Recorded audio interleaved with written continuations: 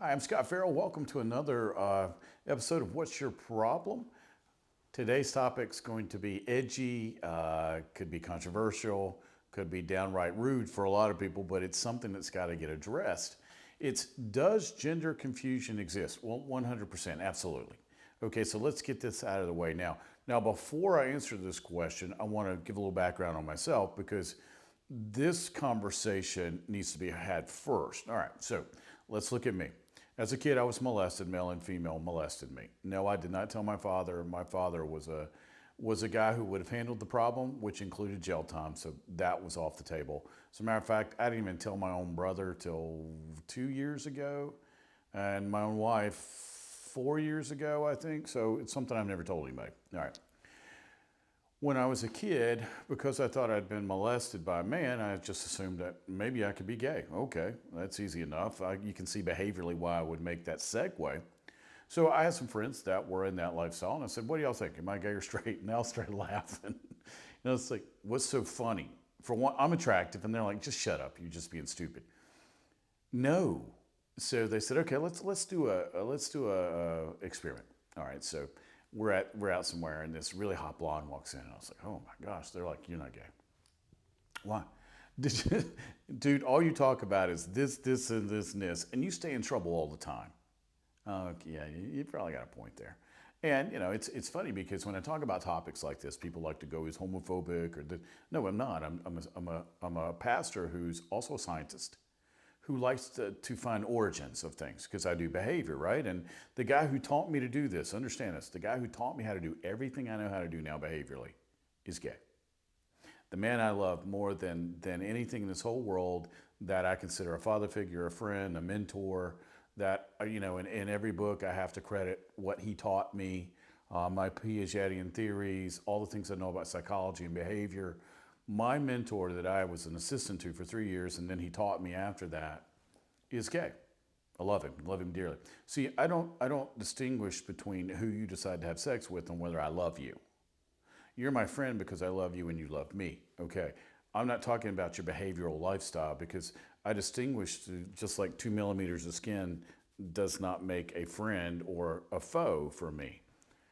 It's I'm just diagnosing, or diagnosing is not the thing where you diagnose yourself or you diagnose what's going on in your home. You diagram out behaviorally fact or fiction. Basically, it's a hypothesis. You make your hypothesis and go. So let's go back to the original question. Does gender confusion exist? Absolutely. But as a behavior person, my mentor taught me to look at things through the following lens: spiritual, from a soulish realm, and from a body standpoint, so biochemistry.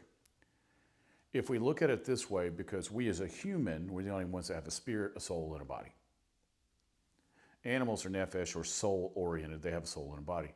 We have all three. So if I'm going to look at the origin or what's going on in the world with a human, I have to look at it through three things. Now let's start with body and go back to the left. Okay, so let's go look at body.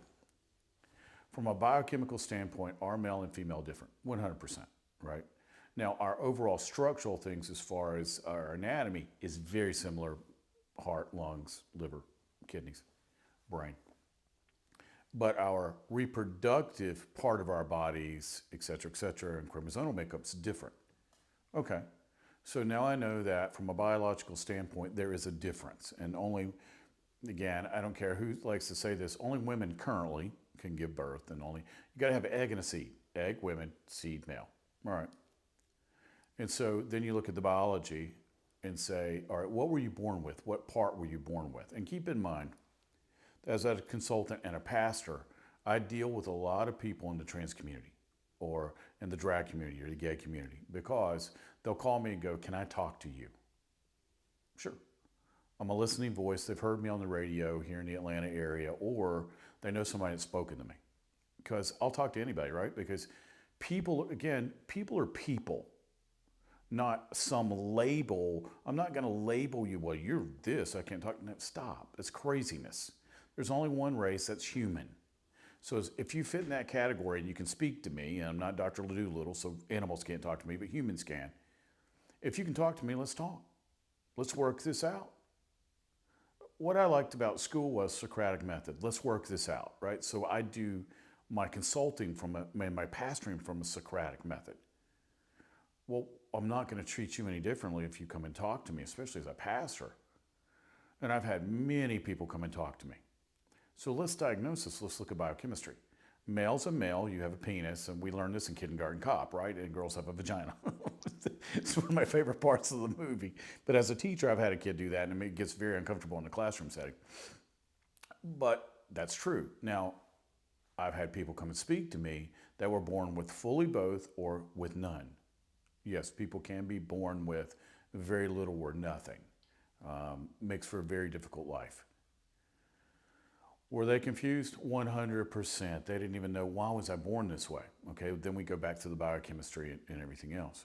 But, all right, so we've established the fact that women give birth, men don't. I realize that they're trying to make this happen, but we're going to go over why that's going to be a mistake. So just from a biochemical standpoint, if you're born female, can you feel like you were born in the wrong body? Or if you're born male, can you feel like you were born in the wrong body? Absolutely. Let's go over the soul. We've handled some of the biochemistry, so let's go over soul. Mind, will, emotions. Can you be confused about who you are? Absolutely. Why? Because now we've introduced feelings, not biochemistry.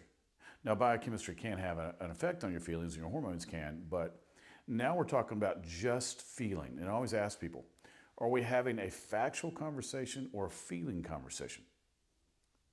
Got to have a basis of where this conversation is going to be, and I have to have a baseline of what we're going to talk about. Well, today we got to talk about all three. All right, so now that we've established that you're born male or female, okay, can you feel like you were raised or born in the wrong body? 100%, okay, because that's a feeling. We're not going on what biologically I am, all right? Another conversation, right? So as we're diagramming this, let's look at this. I read a recent poll. 25%, now again, polls are, half of them are made up, so you never know who did it. 25% of the current generation has gender confusion of some sort. Okay, easy enough. Let's say right now, I'm gonna say that's all true, just for a baseline, right? All right. So that means 75% aren't, but 25% are. That's pretty high. That's extremely high considering if you look at the data, only 2% or less of the world population would identify as gay or lesbian or part of the alphabet. They keep adding letters to the alphabet, right? All right, so 2% of the population, human population, we have a little north of 8 billion people. Okay, let's keep those numbers as real for the sake of what we're discussing. Okay, so 25% of our current population is confused. All right, let's look at human programming now because we're talking about biochemistry and we're talking about feelings and soul. So how's our soul developed, our mind, will, and emotions? We are programmed as humans from 0 to 7. You can look this up on the internet and lots of gurus like to talk about it. Okay, so you can just type in human programming 0 to 7, it'll come up. And then I was raised through the Piagetian method of maturation schedules of 0 to 2, 3 to 5, 5 to 7 or 8, 8 to 13, 13 to 18 on how we mature as humans. But from 0 to 7, we're programmed. All right, so let's break this down. What happens if I have a dog and a cat, but I treat the cat like a dog and the dog like a cat? Will they eventually be a cat or a dog? The answer is no. All right, because their biochemistry and their physical makeup's different. I don't care how I feel about wanting to change them. All right, so let's look here. I've got all my parts as a boy, but I'm being made to think I'm a girl. Okay, got a lot of people in Hollywood raising their kids like that right now. Keeping in mind that the biochemistry of a male is still the biochemistry of the male. All right. But from 0 to 7, again, Hitler said it, Jesuit priests have said it, and a kindergarten teacher have all said it. Give me the boy, I'll show you the man. Give me somebody from 0 to 7, and I'll show you what the rest of their life is. Okay. So if I tell you, if you're a boy or a girl, let's say boy right now so we don't get confused. If you're a little boy, and at the age of 3, I tell you you're a girl, and then I treat you like you're a girl, and continue to treat you like you're a girl till you're old enough to make a distinctive, valuable decision on that, then what are you going to think you are? A girl, right? Behaviorally, you can teach people how to do this. However, if we look at this, let's say You're raising this little boy to be a girl. Okay, so that's a fact right now. That's what you're doing. Let's look at a behavioral situation of maturation schedule. What can a 3-year-old really distinguish? Can't talk about their bedtime, don't really get to choose what they wear, don't get to choose what they eat, can't drive, can't. Remember, concrete thinking ends about 12, 13 on a maturation schedule, and then abstract can start about 13, 14, and now it's been stunted probably 14, 15 with this current generation. To understand what your gender is, you have to be able to establish abstract thinking. Abstract thinking, when's it start again? There's a reason why they have bat and bat mitzvahs at 12 and 13, when you become an adult. So right now, a child at 3 is only going to parrot what that individual or whoever it is teaching them. All right, that can lead to a lot of confusion, right? Because my biochemistry is one thing, but from a feeling standpoint, you're telling me I'm another thing. And we wonder why people are confused. And then you've got an entire public school system that's telling kids there's something besides they're not. Now, let me give a caveat to this. When did I start questioning my sexuality or whatever it was? And why did I do it? Well, I'd been molested by a male, so I just assumed that I could probably be a certain way, right? All right. If you're an adult, 18 is what we establish as being an adult in this country and mostly around the world. You're an 18-year-old, you can choose whatever you want to choose. But when you're 3 and you can't choose your bedtime, the food you eat, or where you're going to go, what you're going to do, you don't really get to make any decisions, bath time, nothing. How in the world are you going to make an abstract decision at 3? Well, you can't. It's an impossibility. An adult, whoever's around you has to make these decisions for you, right? And if you go all the way through school and people are trying to influence you what they want out of you. See, this is child abuse because I'm telling you you're something you're not, and then I'm going to keep telling you you're something you're not, and then wonder why you're suicidal by the time you're a teenager.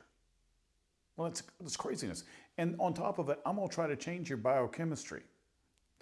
Here's what I always tell people, and I've worked with a lot of people over the years that were transitioning male to female, female to male, whatever it was. And I always have one thing I always say to them: medical doctor, quickly. Gotta keep this in mind. Your body, if you're born male, is made from a biochemical standpoint a certain way, and females are made a certain way. Okay, that's just anatomy. Just take a college course in anatomy. If you tamper with that, if you introduce something into that environment that's foreign, your body's going to try to fight it. Your body's going to try to do something to distract or change or kill or whatever you want to call it. You need a medical doctor who is schooled in side effects to handle that. Like someone who came to see me was born fully male and female. That's a catastrophic disaster if you don't go to a medical doctor to fix the hormonal exchange by the time you're 40, 50, 60, 70 years old. Because I know what biochemistry happened to me just being male. So imagine being both with 2 combating hormonal biochemical exchanges happening simultaneously. It's enough to drive you completely insane, right? So imagine being 3 and somebody giving you something that blocks your normal biochemical reaction to something. What can happen? Well, what couldn't happen would probably be the better thing. Your body's going to reject it and break down. Eventually, your body's going to reject whatever you're trying to do and break it down. Okay, so that's our biochemical. So what you're doing is you're playing with something we don't have any right to play with. Now, by the time you're a consenting adult and you know all the factors that are associated with this, and it's not baiting on the medical community wanting to make money on you, do what you got to do. It's your life. It's free world. Do what you got to do. But when we're doing it to little kids who cannot make that decision, remember, when do we get into abstract thinking? That's child abuse because they can't distinguish and you don't have a right to put that on them. If they want to do that by the time they're 18, that is their life. They can make that decision. Again, one race, human, and we all basically have the same anatomy other than hormonal exchange and chromosomal differences. So now that's biochemistry. Now you know that if you tamper with something that wasn't there originally and then you introduce something there, you're going to have problems down the road if it's not supposed to be there. Plain and simple. Ask any doctor. Emotionally, soul, mind, will, emotions. Now you know that from 0 to 7, somebody can manipulate you to think anything, right? 0 to 7, it's in, the program's there. I don't have time to go in all the human programming today. Just look it up on the internet. All right, so that's body, mind, let's go to soul, or let's go to spirit. All right, humans have a spirit. If you've ever watched anyone pass, you see their spirit leave their body. Now, I'm a pastor. Where do you think I'm going with this? We're created beings. Hawking had to admit that we had a causal agent prior to his death. And most physicists now, atheist and or Christian, will admit that we have a causal agent, which meant that we were created outside of time and space. All right, I used to teach, one of my passion is quantum physics. So you can see where I'm going with this, right? And in my church, I teach the physics of the Bible. So I approach things differently because I used to be part of Satan's crew. If you've never seen my history or my testimony, you can watch it on YouTube. So now we introduce the spirit because we have a spirit, we're a spiritual being. All right, so let's look at confusion again. All right, if I don't realize I'm a created being, then my life is basically time plus space plus chance.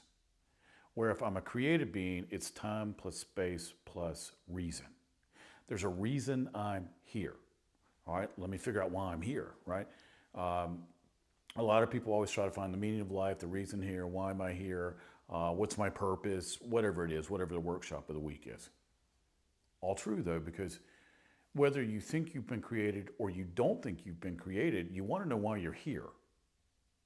All right, so let's throw all this into the blender then. If God made me, he made me for a reason because I got a table here, I got a camera, I got a phone, I got a light. These were all made with a specific reason in mind when the Creator made them. Why would I be any different? And look at the biochemistry of the human body. There's no way we weren't created. Bear that in mind as we go through this again. All right, so let's link it all together. All right, if I'm a created being, I'm made specifically for a reason, so I wasn't born the wrong gender. Now let's get to the soul. Could I feel like I was born the wrong gender? 100% all day long. Depends on factors. Again, I don't have enough time to go through all the reasons why somebody could turn out that way. And there's a laundry list of reasons, right? I used to have a radio show before I got sick. Again, if you don't know the whole story, you can watch the movie. They made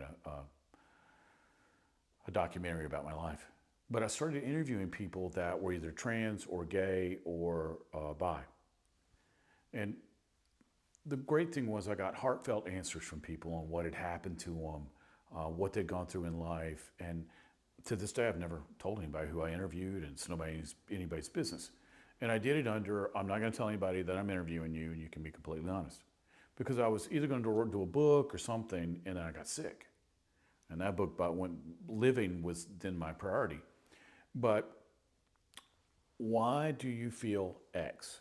What happened to you? What was the origin of this? Because me, in the behavior world, I want to get to the origin of why someone does something. All right, so why are you confused? Okay, let's look why are you confused.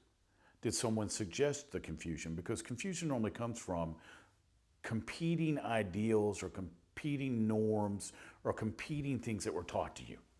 So now you're confused about something because you've taken in all this data and all this information, and now you're completely confused about what's going on. Okay.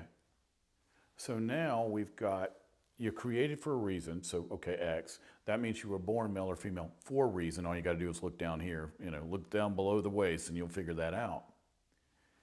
Okay, so now I'm made this way. I don't feel like I was made that way. Okay, so let's look at biochemistry. If I change my biochemistry, I'm messing with a house of cards that they've not done one longitudinal study on what can happen for any of these surgeries or anything. I looked. I don't see any that weren't funded by people. Remember, scientific research is funded by somebody. And a lot of times they want that scientific research to match what they funded it for. All the research I do is independent. I just let the chips fall where they may when I do research. So if you're made for a reason, wouldn't you want to find out that reason before you do something? Then at the age of 18, if this is something you are bent on doing, again, it's your life. I'm not going to tell you how to live your life. You tell yourself how to live your life. Just make sure you've got all the facts before you do something, because if you want to read something or watch something that's heartbreaking, watch someone's transition story when they realized it was a mistake. Because remember, not all mistakes can be corrected. Once you go down a path in life, look at me, I was an alcoholic, a drug addict. I did a lot of abuse to my body, and thank goodness those mistakes got corrected supernaturally, because medical science told me there was nothing they could do. So when you turn your body over to medical science that's being funded by somebody who wants to make money, you've got to be really careful and think through what you want to do.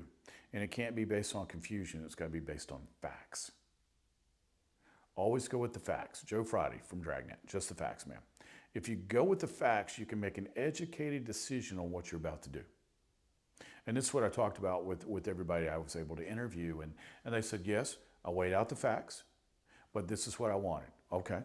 Then you made an educated, you took the facts based on everything. And these individuals went to countless doctors, talked to countless doctors, went through everything that could possibly happen. But based on the way they felt like they could live with the consequences if those consequences were true. Then that's an educated guess. It's no different than bodybuilders taking steroids or performance enhancing drugs or cyclists or whatever, because you're going medical science, got it. Now I can make you educated, and I'm okay with the consequences if they come, because this is how I feel. Done. But don't place that consequence on a child who cannot make the decision for themselves. At 18, you're free. You can do whatever you want. It's just like with drag shows. I used to have friends at the drag shows, but you had to be 18 to go. You had to be 18 to go. And I work with people that do drag because they want to talk to a pastor, right? It's all under the guise of secrecy. But I'm always like, a lot of them do it for money. All the ones that have ever come and talked to me, it was just for money, or whatever it was, because you can make pretty good. I didn't realize how much money you could make doing that if you're really good. Now, if you're terrible, you can't make any money, but that's good to everything. But that 18 line of being an adult is where you get to make that decision. Stop confusing kids, adults, because it's child abuse, because it's something you want, or it's agenda you want, or it's something you crave. Or I watched somebody the other day tell a child on YouTube that their penis was a birth defect. An adult, again, we don't know. It's like racism or anything else. You put a bunch of kids in a room and let them play. They don't mind about 2 millimeters. Don't matter. No, it's when we bring in our external influence on a child and make them feel something. If we just left kids alone, nobody cared. My best friend when I grew up, one was Native American, one was Japanese, and the other one was black. The girls I liked were black because the lady who raised me with love and joy was black. So why do you think I always dated black girls? Really? I mean, one of the girls I was in love with in high school was black. But the people in our town told us we couldn't date. Black and white told us we couldn't date because that was unacceptable. It's 2 millimeters. I'm like, y'all shut up. Same thing here. If you want to do something at the age of 18, knock yourself out. Stop confusing kids before they get to that line. Let him or her decide on their own that they do. Just like my mentor, I asked him, when did you decide that this was the lifestyle that you wanted? He'd already been married and had a daughter, lovely young lady. And he said, once I got divorced. Now, in college, I kind of thought, but once I got divorced, and I've got a friend of mine who lives in San Francisco that's married to a woman who's like my sister. I call her my bigger sister. I love her so much. Again, my love's based on friendship and love, not on 2 millimeters and who you have sex with, right? So same thing here. My conversation with this is based on medical research, it's based on behavioral research, and it's based on spiritual research. And a child cannot make that decision. If you're not going to let them go to bed when they want to, go to school when they want to, learn what they want to, drive when they want to, then why in the world would you want to tell them their gender is off if they do not have the cognitive abilities and the behavioral and maturation scheduled abilities to make those decisions? Okay. I know I went long on this one, but I could do a whole 2-day seminar on this, but here's my thoughts. This is how I diagram things. Hopefully this has helped you assimilate or go through some of the information. At least do the research. Do the medical research on why people do X and what the qualifications are and what the consequences could be. There are consequences to every action, whether good or bad. but you need to know what they are. Again, if you have any questions, go to my website, scotferrell.com. Don't send me an email. I don't read it. My staff just deletes it. I did this video today to give you something to think about, because since this is the hot topic of the week, I try to avoid stuff like this, but people kept bringing it up, so I had to address it. Again, once you're 18, do what you want to do. It's your life. It's your money. I'm not going to live your life for me, and I'm not going to expect you to live my life, right? So, but be informed. So scotferrell.com, SCOTFERRELL.com. Also, like and subscribe to this channel. I'm going to do hot button topics, so I'm not going to run from them. Somebody needs to talk about them from both sides, not right or left, but let's talk about spirit, soul, and body as a human and what goes into that. So you probably do know somebody that needs this video. Go ahead and send it to them. Let them, again, let people make their decisions based on their decisions and their research, not on your agenda of what you want their life to be, or your inadequacies or insecurities on how you want to relive your life through somebody else. Let people make their decisions based on their own research. And once they do that, they can be happy with their decisions, like I have in mine. All right. How did I become a Christian? Research. How did I decide how I was going to be whole, as my soul was going to be whole, mind, will, emotions? Research. How did I decide about my body? How do I eat? Research. Right? I research everything to the nth degree and then make a decision. Just my word of advice today: make your own decisions based on your research, and do the research and due diligence before you do anything. All right. Thanks for tuning in. I'll be back again on the next episode of What's Your Problem? Remember, like and subscribe, and I'll see you next time.